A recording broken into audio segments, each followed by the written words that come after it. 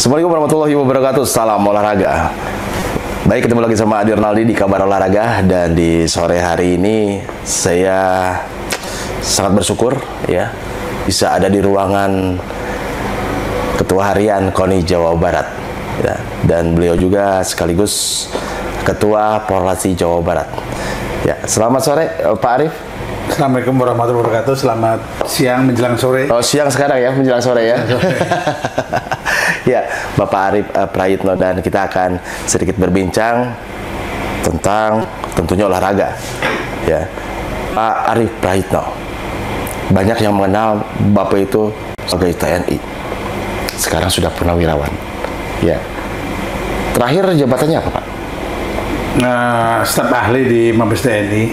Staf ahli di Mabes TNI. Bintang 1 ya, Pak? Iya. Bintang 1. Dan sekarang mengabdi untuk Jawa Barat. KONI Jawa Barat. Di KONI Jawa Barat. Biasanya identik kalau TNI itu menyukai olahraga ya, Pak ya? Betul nggak? Ya, memang harus tuh. Harus ya, Pak ya? Harus. Nah, Bapak sendiri berkecimpung di olahraga sejak tahun berapa nih, Pak? Saya berkecimpung di olahraga tuh, saya waktu itu masih kolonel ya. Ya. Tahun 2009, Mbak. Ya. Waktu itu masuk ke PSSI. Ya. Asprof PSSI. Jawa Barat. Ya. Sebagai komisi disiplin. Ya.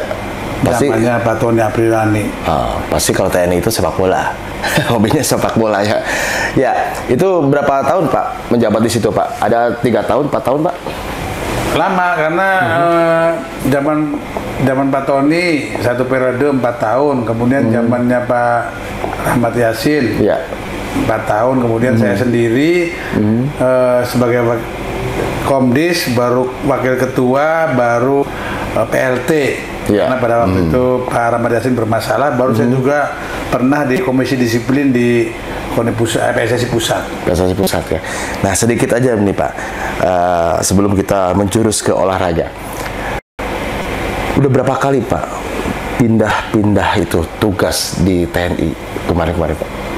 Aduh, nggak bisa dihitung nih. Ya, paling jauh aja Pak, paling jauh. Pak, jadi ini sudah semua. Jadi saya di daerah operasi di Aceh sudah, Ya. di tim sudah, di Ya. Papua sudah, paling jauh. Kemudian yang paling dekat ya di sini, di Jakarta. Di siapa? Memang Bapak asli dari mana Pak? Cirebon. Cirebon. Masih Jawa Barat juga dah. Kasih Jawa Barat. Ya, memang sih ya, kalau misalnya TNI ini senangnya olahraga, dan sekarang menjadi ketua harian di KONI Jawa Barat. Nah Pak, setelah di PSSI, kenapa bisa Bapak ingin mengurusi olahraga di samping sepak bola Pak, langsung ke KONI Jawa Barat? Ada apa sih Pak misinya Pak? Nah, jadi waktu itu setelah dari PSSI, saya diminta untuk ke KONI. Ya. Waktu zaman almarhum Pak Haji Syarif. Ya. Ya, karena saya senang dengan olahraga. Ya, bukan olahraga sepak bola saja. Ya. Ya, saya terima di KONI, dan terus sampai zaman Pak Ahmad Saifuddin periode pertama. Kemudian saya keluar sebentar, baru masuk lagi periodenya Pak Profesor Budiana. Ya. Sebelum itu juga saya masuk ke Porlasi. Jadi ke Porlasi dulu, baru ke kepengurusan KONI Jawa Barat sekarang. Porasi dulu ya Pak ya? Iya. Layar ya Pak ya? Layar. Baik, dan gimana Pak cara mengatur waktunya nih Bapak? Kan kesibukan, walaupun sekarang sudah purnawirawan tapi masih ditugaskan untuk yang ngajar seperti itu. Terus setiap hari harus ada di KONI Jawa Barat ya, terus juga mikirin atlet-atlet Porasi. Ya Pak, tadi ngomong apa ya, lupa lagi jadinya. Kesibukan Pak, kesibukan Bapak gimana Pak cara mengatur waktu? Dan saya dengar-dengar Bapak tuh ya mengisi waktunya ciptain lagu juga kayak gitu ya. Gimana Pak? Ya, itu saya terbiasa melakukan sesuatu pekerjaan, 2-3 pekerjaan dalam satu waktu. Kebiasaan saya dari dulu begitu, sehingga ketika kita menghadapi satu persoalan, kalau satu kayaknya kok kurang, itu. Jadi ada waktu saya Dan kebetulan memang saat ini juga saya memang masih jadi dosen. Ya. Saya dosen di Unhan, di Unjani, di Telkom, di Unswagati. Ya. Nah kemudian sambil mengisi waktu, saya juga ya membuat lagu seperti himne Koni Jabar. Saya buat bersama dengan ketua dan sekum. Kemudian juga lagu-lagu lain yang sifatnya itu apalah kehidupan lah. Kehidupan. Nah sekarang lagi garap lagu Palestina. Nah, lagu Palestina. Lagi ini ya, lagi hangat-hangatnya nih pemberitaan dari Palestina dan Pak Ketua ini langsung membuat lagu Palestina. Ya sudah sejauh mana nih lagu Palestinanya Pak? Ya sudah finishing lah. Finishing. Finishing. Iya. Ya, baik Pak. Dan nah sekarang kan Jabar hat-trick juara, ya Pak ya. Ini tugas berat juga ya Pak ya. Untuk di PON nanti 21 di Aceh dan di Sumut. Nah sejauh ini Pak, Koni Jabar sudah masih di dalam track untuk juaranya Pak. Jadi untuk ukuran PON 21 tahun 2024 itu adalah yang pertama BK. Babak kualifikasi. Dari 58 cabur yang diikuti oleh Jawa Barat, kita sudah 85 ya. 85 cabur.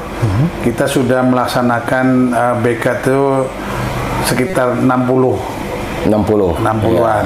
Nah, dari 60 itu kita sudah berada di atas. Jadi Jawa Barat, DKI, Jatim. Karena memang tiga itulah provinsi itu yang menjadi saingan. Dan ukuran itu yang menjadi parameter untuk PON. Karena mungkin naik turunnya nggak begitu jauh lah. Dan masalah-masalah lain saya rasa setiap provinsi sama. Seperti sekarang contohnya masalah anggaran. Semua provinsi sama karena persoalan nasional seperti pemilihan pilpres, pilkada itu kan menimpa ke seluruh nasional sehingga efek itu sama saja menimpa di provinsi yang lain itu. Baik. Tadi Jabar, DKI sama Jatim. Berapa persen Pak bedanya Pak? Alhamdulillah ini sudah kita agak di atas lumayan lah. 20 ke bawah 20%-an lah. Kita masih unggul ya, banyak kita juara umum, kemudian di tiap-tiap cabur ya. Dan ini juga belum masih ada cabur unggulan kita yang baru BK. Contohnya Dayung. Nah itu baru melaksanakan BK dan kemarin kita sama-sama melihat ke Cipule sana melepas atletnya, dan itu juga perlu diketahui bahwa cabur dayung ini pada saat PON 20 di Papua itu mendapatkan 20 emas. Nah, juara umum ya. Juara umum. Nah, itu cabur yang paling banyak mendapatkan medali. Dan sekarang potensi itu bisa naik. Mengingat karena adanya atlet-atlet yang sekarang sudah masuk ke pelatnas. Nah, seperti baik. Berarti sekarang Jabar masih mendominasi untuk di babak kualifikasi jelang PON nanti 21 di Aceh dan di Sumut. Ya Pak. Dan ini kan baru DKI Jatim. Tuan rumah belum terprediksi seperti Aceh, Medan. Kalau kita kan Koni Jabar sudah meninjau venue Pak. Ke Aceh, ke Sumut. Nah, terus dari obrolan Aceh Sumut mereka tidak memaksakan diri untuk juara umum. Mereka itu hanya menginginkan naik peringkat. Jadi peluang, maksudnya potensi tuan rumah itu bukan menjadi lawan berat bagi Jawa Barat. Tetap itu DKI sama Jatim. Yang dilihat DKI sama Jatim. Nah, sekarang yang dipegang cabur oleh Bapak nih, Polasi. Gimana nih kemarin pas waktu BK di Ancol gimana nih? Nah, jadi waktu BK di Ancol, jadi di aturan di layar itu yang lolos BK itu adalah urut 1 sampai 5. Dari urut 1 sampai 5 itu Jawa Barat itu meloloskan 15 15. 15 itu jumlah terbanyak kedua setelah Kaltim. Kaltim 18. Iya. Jabar 15, Sulsel 15. Iya, berarti lolos ya. Ya, lolosnya terbanyak. Banyak, ya. Paling banyak kedua. Nah, dari 15 itu kita kemarin waktu BK itu 1 medali emas, 2 perak, 1 perunggu. Oh iya, iya. Ada peningkatan nggak Pak di Polrasi Jawa Barat setelah PON kemarin di Papua? Ada karena kita mendapatkan emas. Tapi ukurannya itu kita bahwa kalau misalnya nanti Jawa Barat, KONI Jawa Barat ada anggaran, maka kita ukuran untuk mendapatkan medali sangat tinggi karena 15 atlet. Iya. Nah, betul. kita itu kita harapkan mudah-mudahan aja ini KONI Jabar mendukung atlet-atlet dari layar. Nah, biasanya kan ini suka ada usia atau umur di cabur ini ya Pak ya. Dan kelihatannya kemarin waktu di babak kualifikasi Bapak sempat pernah bilang ada atlet baru ya Pak ya? Iya. Atlet baru. Ini hasil dari Porprov Pak atau kayak gimana Pak ini atlet baru? Jadi semua provinsi itu terutama di cabang di nomor-nomor optimis. Optimis itu nomor-nomor yang dibatasi umur 15 tahun. Jadi lewat 15 tahun tuh nggak bisa ya? Bisa. Nah, atlet kita ada yang pada saat di Papua itu umurnya 15, sehingga tidak bisa ikut sekarang. Tetapi hasil kaderisasi, hasil Porprov, hasil kita melaksanakan ke Jurda, kita mengkader sudah ada muncul beberapa atlet-atlet yang bisa melapis atlet yang di PON Papua. Salah satu contohnya yang lolos kemarin dapat medali perak itu Mita, itu dia atlet debutan. Nah, yang namanya yang baru kita kader dan dia lolos dapat medali perak kemarin. Ya kurang lebih berapa atlet baru Pak? Kurang lebihnya Pak? Ada sekitar 1, 2, 3, 4 atau 5 lah. 4 atau 5 ya. Tapi itu berpotensi nggak Pak untuk berpotensi Pak? Berpotensi karena itu tadi saya bilang di optimis itu dibatasi usia sampai umur 15. Nah, atlet itu ada atlet kita yang memang punya potensi untuk mendapatkan medali emas terutama. Memang targetnya berapa medali emas Pak untuk Polrasi layar? Setelah hasil BK kemarin saya optimis ya, insya Allah antara 2 sampai 3 emas. 2 sampai 3 emas ya. Oke. Tapi yang dicanangkan oleh KONI Jabar sendiri Pak, berapa medali emas? Harus berapa mendapatkan medali emas? Sekitar itu. Sekitar 2 apa 3 ya? Oke. Tapi sudah ada ya Pak ya? Cikal bakalnya untuk medali emas. Insya Allah ada Pak. Baik. Kemarin ada keluhan juga nggak Pak di Ancol waktu babak kualifikasi? Mungkin alat-alatnya yang harus diperbaharui atau kayak gimana? Memang kelebihan, jadi provinsi yang terkuat di layar itu adalah Kalimantan Timur. Kalimantan Timur itu kelebihannya itu dia memiliki alat yang baru, yang canggih, sementara Jawa Barat masih menggunakan alat PON-PON yang lalu. Sehingga faktor itu juga berpengaruh. Kemarin pada di Hobbycat Hobbycat itu sempat layarnya dan jadi dia harusnya dia dapat nomor 1, dia melorot ke nomor 3 karena ada race yang ditinggalkan. Nah itu jadi tapi KONI Jawa Barat sudah merencanakan mendukung Polrasi Jabar untuk memberikan alat baru.